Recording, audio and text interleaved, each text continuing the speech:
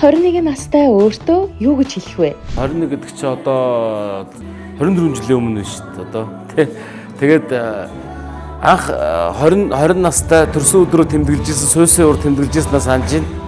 Нэлээд олон цуглуулад тэгээд хорж болохгүй 20 нас энэ цагаас ахуулаад хоригдохгүй гэдэг. Тэгээд бидний хоригдохгүй жижиг гин шүү дээ. Ээж мээжд одоо гайгүй орой морой гарнаа гэл те ярьж исэн үе байна. 2002 он чи яг соёл урлагийн их сургуулийн 3 дугаар курс тэгээ Өскөтөгөө аюуштайгаа шинэ үе продакшн ажиллаж исэн үе байна. Тэгээ яг хоочин жүгэ хийж эхэлж исэн үе байна. UBS телевизээр. Тэгээ бас тодорхой хэмжээгээр ингээд автобусанд орохоор кондуктор бас те их чи 2 буудлын яваад буучи гэхэлэр чи зуртаар гардаг юм байж мөнгө авалдаа гэж чимэгдэг болж исэн үе байхгүй. Тэгээ 21 настай цоомоод хандаж хэлэхэд тэр үед жи маань амьд байсан. Тэгэхээр яг тэр үед одоо хэрвээ очих юм бол унталтаа зогсоо тий амар их унтдаг байсан. Өскө аюу шинквэр гурьгаа их зовоодог байсан. Өглөөс ирэхгүй босчроод ажил хийхээрээ сайн хийдэг. Тэгээ унтахгүй шөнө өрөө ингээл тэндэг байсан. Тэгээ нөгөө нэг эргэж олдохгүй цаг хугацаа байгаа.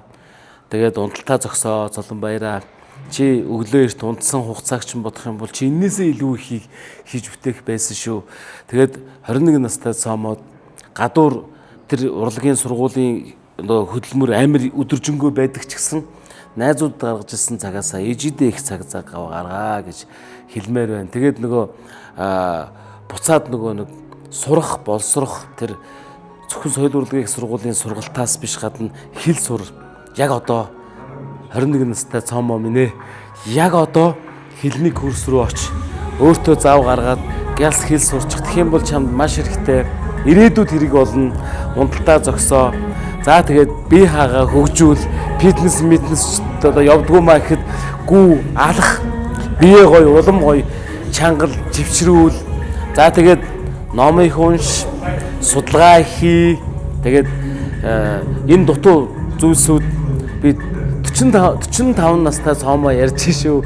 Тэгээд 24 жилийн дараа энэ их зүйл өгүүлэгдэж байгаа учраас яг одоо 21 настай цоомоодоо тэр бүх зүйлсийг бусдаар бол чиний зориг, чиний бодож төлөвлөж байгаа, чиний харж байгаа, хүнтэй харьцаж байгаа, нийгэмд олонтойгоо байгаа тэр ээж чинь сургасан бүх зүйл бол болно. Тэгээд цаг хугацаа эргэж ирдэггүй учраас өшөө их өөрсдийгөө завгүй байлга, уншиж судалж хэл сурж зоригтой ажиллаа л гэж цомоодоо захиа. Одоо ингээд 21 настай найзууд ихээр чи баран энэ таандар маандар юм уу те дүүнер манай одоо энэ гангбей маяхан 20 гарцсан залуучууд байгаа те. Тэгэхээр ерөнхийдөө манай одоо залуу үеийн дүүнер 21 настай дүүнертэй хандж хэлэхэд хүн бол миний зүгээр бодол. Одоо яг 21 настай байгаа дүүнертэй хандж хэлэхэд хүн бол боловсролыг эзэмшиж чадна, хичээвэл хүн мэрэгчлээ болж чадна, амжилт үзүүлж чадна, спортоор, урлагаар, бизнесээр бүх юмар хүн хэрвээ хичээх юм бол хүн бүр амжилт үзүүлэх боломж байгаа. Тэгээ эргээд ингээ харахад зүгээр туулсан амьдралаа эргээ харахаар бид нар ингээд 20 гараад эхлэхээр 90 цент хүрчлээ гэд нөхөрлөлт гадуур ингээд октоудад, хөвгүүдэд айгүй их цаг гаргадаг. Ер нь бол эргээд олдохгүй хамгийн чухал эрдэнэ бол ээж байдаг, аав байдаг тий. Тэгэхээр би бол ээжтэйгээ өссөн хүн учраас миний ээж ингээд айгүй эрт бурхан болсон. Эргээд ингээд бодохоор яг тэр байсан богинохон цаг хугацаа 2001 он 21 настай байсан 2006 онд ээжигээ бас ингээд алдчихсан. Тэгэхээр эргээд ингээд харахаар энэ амьдралд үтсэн хамгийн чухал зүйл бол ээжид дээрээ очиж хоолыг нийтчээ.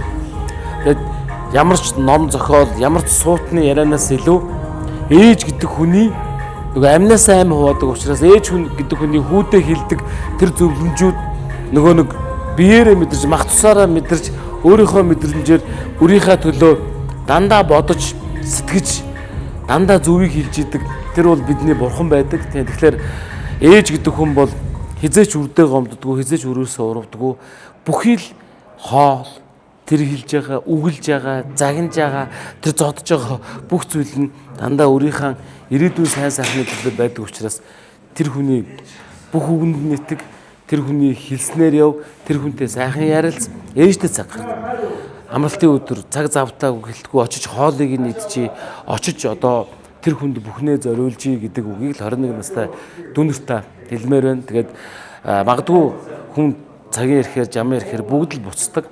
Тэгээ буцсан үед нь 3 сарын 8-ны өдөр, 6 сарын 1-ний их хөрсийн баярын өдрүүдээр ингээд маш их харамсдаг. Ээжтэй цэцэг барай очиж байгаа залуучуудыг гарах уу гэсэн маань завгүй байна. Өнөөдөр амралт ганц амралтын өдөр ээжигээ гой хоол идүүл суух гэж байгаа гэдэг болгоныг хараад маш их одоо харамсдаг. Тэгээ магадгүй урлагийн том хүн болчоод энэ Суйсын уртлын модерн намаац гэдэг ресторан хагасаа өдөр болгон ээжигээ хоол идүүлэндэ гэж боддог байсан. Тэр мөрөөдөл одоо эргээ харахад миний хувьд жижигхэн мөрөөдөл. Би чадхаар л зүйл байсан. Тэгэхээр заавал тийм юмдаа биш. Ээж гэдэг хүн чинь өрн сайн явах, эрүүл явах, ухаантай зөв явах, олонтой явах. Тэгээд ижи дээрээ байнга ирэх. Тэр ирээд нэг үрдээ зориулсан халуун хоолыг нь байнга идэх. Тэр бүхэн дээр хамгийн их баярлдаг. Ээждээ цаг гаргаарай гэж одоо 21 настай дүүнэртэй хандж хэлмээр байна.